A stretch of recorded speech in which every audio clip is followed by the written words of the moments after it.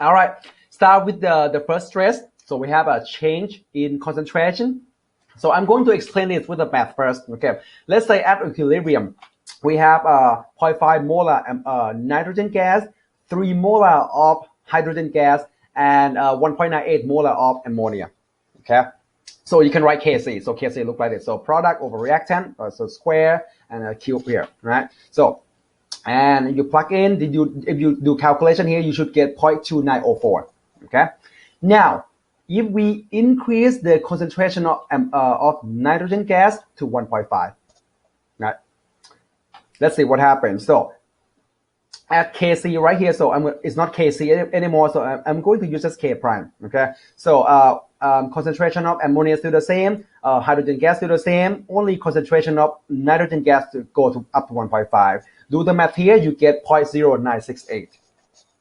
Okay, so this is not at equilibrium. At equilibrium, that's the number 0.2904. So this equilibrium have to adjust itself, do whatever it takes to get back to 0.2904. Right? If you look at the amount, so 0.0968 is really small. 0.2904 is really big. So K prime have to increase this number. This equilibrium have to increase this number. But how though? How do we do that? Well, if you want to make this number higher, mathematically, you have to increase the concentration of the top, the number at the top, right? And decrease the number at the bottom, these two numbers. Right? So the result will go up, it goes up, right? So increase this number and decrease this two. Basically, this equilibrium will adjust itself by shifting to the product, making more product. When we add more nitrogen gas, the product say, oh, realize, oh, that's a stress, too much nitrogen now.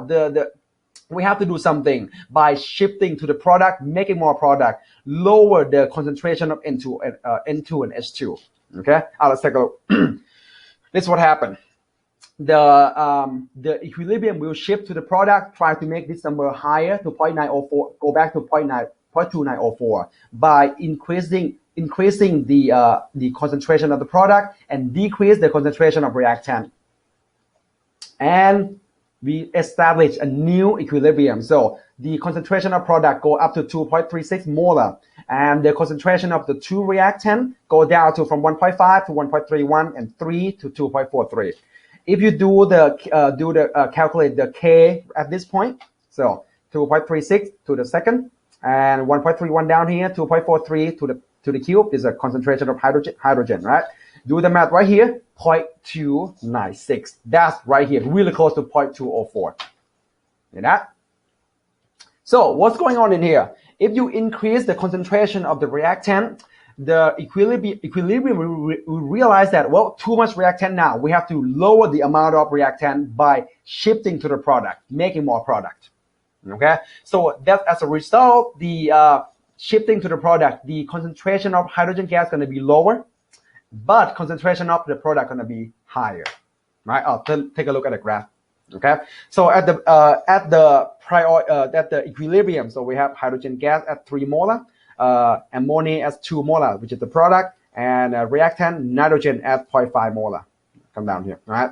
And then we add more concentration of nitrogen up to 1.5. Let's see what happened. Concentration of product increases.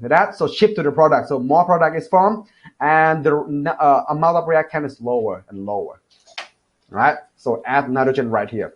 So it's similar to right here. So let's say if I have two containers connected, right? So water flow to the right, water flow to the left at the same rate. Okay. Now, if I add more water on the left side, you know what's going to happen. The two containers have to balance to stay in equilibrium by shifting, increase water migration to the right, right? And eventually, so go back to the same equilibrium. If I remove some of the water on the left side, well, the water have to shift back, right? And you're going to get to the new equilibrium, okay? So basically, you can interrupt the equilibrium by adding the product or adding or removing compounds. Basically, that's what I want to say, okay? Let's take a look at the real experiment that show Le Chatelier principle in terms of concentration together on the next video. Okay, here we go.